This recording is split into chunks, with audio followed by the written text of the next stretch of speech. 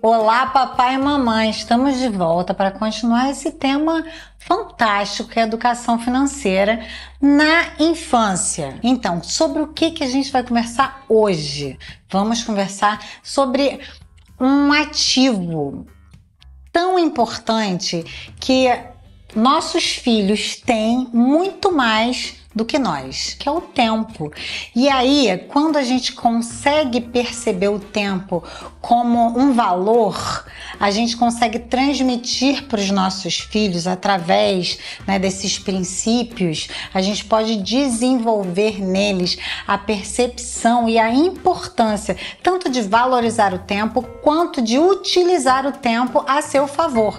Então, falando do ensino financeiro de forma geral, a gente vai ter condições de amadurecer várias coisas na vida do nosso filho, como paciência, autocontrole, generosidade e, principalmente, aprender a sacrificar momentaneamente, pensando no que pode vir a produzir ou ter no futuro. Então, quando você ensina o seu filho a adiar um prazer momentâneo, a sacrificar um prazer momentâneo para que com o tempo ele construa algo ou alcance algum objetivo, você está ensinando ele outras competências que ele vai carregar para a vida, que é essa questão dele entender que a frustração momentânea com um objetivo a longo prazo, por exemplo, pode trazer para ele uma satisfação muito maior do que aquele pequeno momento. Vou te dar um exemplo. Cofrinho. A gente pensa que cofrinho é uma brincadeira, não é brincadeira não.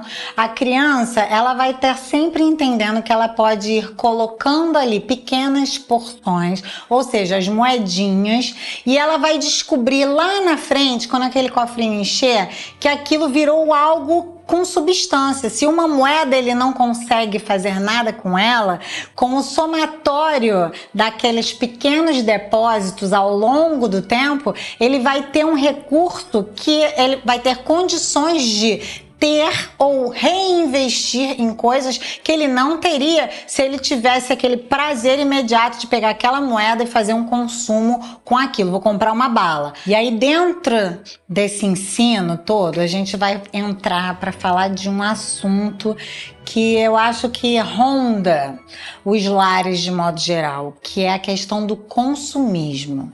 A gente nunca teve um mercado tão focado em alcançar as crianças como a gente tem hoje em dia.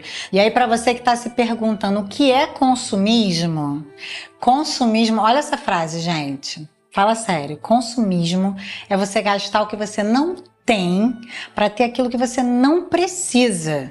Quem falou essa frase foi um assessor de investimento que já se prepara para a semana que vem. Vamos conversar com ele, essa pessoa que falou essa frase emblemática, poderosa e cheia de conteúdo. Pois bem, vamos conversar com ele na semana que vem. Nosso último programa vai terminar com chave de ouro. Volta para o assunto. Então você, pai, mãe, precisa entender que está nas suas mãos construir essa percepção de que o seu filho, ele não pode ter essa abordagem ou esse olhar para a vida em que ele quer ter aquilo que ele não precisa e acabar por conta dessa necessidade de ter, essa vontade de ter, ele comprometer a sua organização. Sabe aquela questão da criança morrer de achar que o desejo dela é o balizador da vida dela? Então, eu tenho muita vontade de ter isso, então eu preciso disso. Não, você não precisa, você quer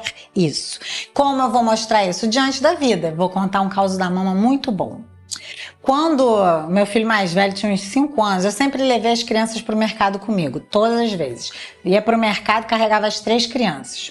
E a gente tinha um combinado. Se eles se comportassem, e aí pensa um fenômeno, gente. Eu com 3 crianças pequenas, andando dentro do mercado, fazendo compra de mês, carrinho cheio, e 3 crianças super comportadas. Iam andando do meu lado, afastavam um pouquinho, mas não saíam do raio. Por quê? Porque existia esse entendimento. Se eles se comportassem, eles podiam escolher o que eles queriam na seção de biscoito. Ó, que espetáculo! E super funcionava.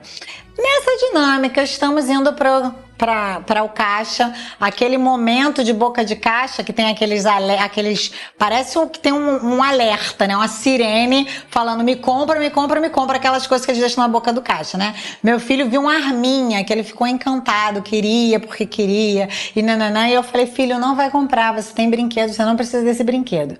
O bichinho disfarçou, catou a arminha e botou dentro do carrinho. Eu peguei e falei, meu filho, tira, porque a mamãe não vai comprar. Você não precisa desse brinquedo. A pergunta que a criança me faz, mãe, mas é caro? Como se não fosse caro, por que eu não estava comprando, né? Falei, meu filho, não é uma questão de ser caro, é uma questão de não vou comprar. Você não precisa de mais um brinquedo. Fomos para casa, ele chegou e contou pro pai, pai, tinha bem uma arminha que eu queria muito, mas a minha mãe não comprou para mim e nem era caro. Aí vem o pai e fala, Aline, era caro? Falei, não, era baratinha. Aí ele falou, e por que você não comprou? Falei, porque ele não tem, ele tem que entender que não é porque ele gostou que ele vai ter. Não é porque ele achou legal que eu sou obrigada a dar. As coisas têm um custo, ele precisa aprender a esperar. Não é no momento que ele quer, na hora que ele quer. Ótima oportunidade para ele entender isso. Aí o pai ficou parado olhando para mim assim e falou, meu Deus, como que você pensa nessas coisas? Tipo, na hora eu só ia pensar, cara, baratinho, não sei o quê. Mas na minha cabeça eu sempre pensei, eu preciso ensinar os meus filhos que não é porque eles querem que eles terão. A vida não é assim, não é verdade? Quanta coisa que a gente olha que a gente fala, ai, queria muito ter isso, né? E você não tem. Por quê? Porque você não tem condições, porque você precisa trabalhar, porque você precisa se organizar financeiramente, porque você precisa se projetar. Então, como que eu vou ensinar para uma criança isso? Fazendo com que ele compreenda que não é porque ele quer, porque ele gosta, porque ele achou bonito, porque ele fez beicinho, porque ele foi fazer queixa pro pai, que ele vai ter o que ele quer na hora que ele quer. Entendido, papai e mamãe? Olha que exemplo maravilhoso. Todo mundo agora pode pegar cola e ajudar o filho a compreender que o querer não é poder.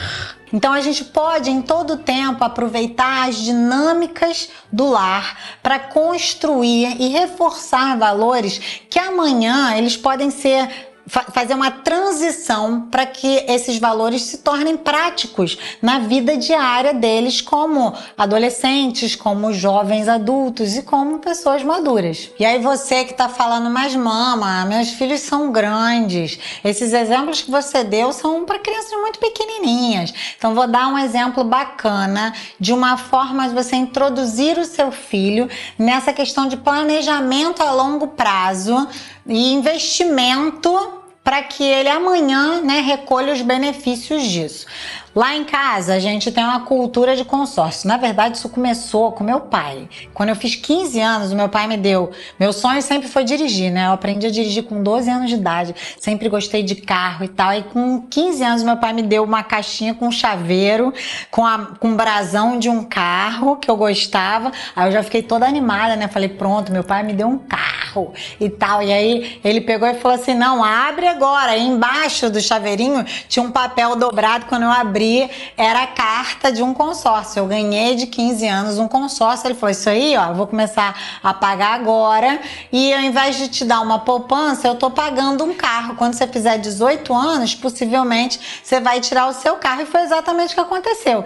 E isso acabou virando uma cultura, né? Eu aprendi, olha como que a gente aprende com exemplo, né? Então eu aprendi isso. Quando nós passamos por uma situação de ter um benefício financeiro, nós pagávamos escola para os nossos filhos e os donos da escola nos chamaram e decidiram que iam nos dar bolsa.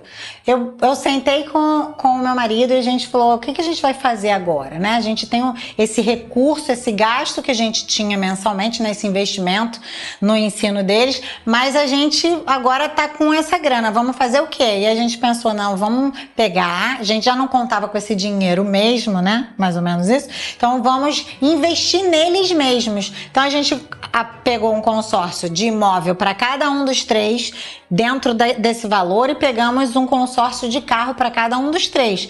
Meu filho mais velho fez 18 anos, pegou um carro de consórcio. O do meio vai fazer 18 anos, A gente possivelmente estamos aguardando ansiosamente para ele ser sorteado. E já existe esse entendimento na cabeça deles que está sendo poupado um dinheiro. A gente até conversou há pouco tempo, sentamos e falamos com eles. Vocês estão vendo aqui, olha, talvez vocês não vão ter condições de começar a vida comprando um imóvel, mas vocês vão ter uma boa parcela para dar uma entrada, e enquanto a maioria dos jovens vão começar a vida pagando um aluguel, você vai começar a sua vida pagando a prestação do seu próprio imóvel. Por quê? Por causa desse recurso de fazer essa poupança através do consórcio. Então, é uma outra coisa bacana, né? E um exemplo que você pode criar essa cultura. Você vê, começou lá atrás comigo, agora eu tô fazendo com os meus filhos, e certamente pela experiência e pela vivência, pelos benefícios que eles mesmos vão colher dessa vivência, eles mesmos vão começar a pensar que existe essa possibilidade. Quando tiverem suas condições de fazerem escolhas, possivelmente vão ser influenciados por essa experiência. Então vamos encerrar deixando aquele gostinho de quero mais e te aconselhando a se preparar para o nosso programa da semana que vem, porque a gente vai bater um papo com quem de fato entende sobre essa área financeira e que vai poder dar várias dicas para nós nos organizarmos, enxergarmos essa área de uma melhor maneira e nos prepararmos não apenas para gerirmos melhor, né, os nossos recursos, nos organizarmos melhor como família, mas também para sermos referência, para sermos um bom exemplo, um caminho, né, a ser trilhado pelos nossos filhos, para que a gente possa ser esse exemplo para eles. Então, aguardo você na semana que vem. Espero que você tenha gostado.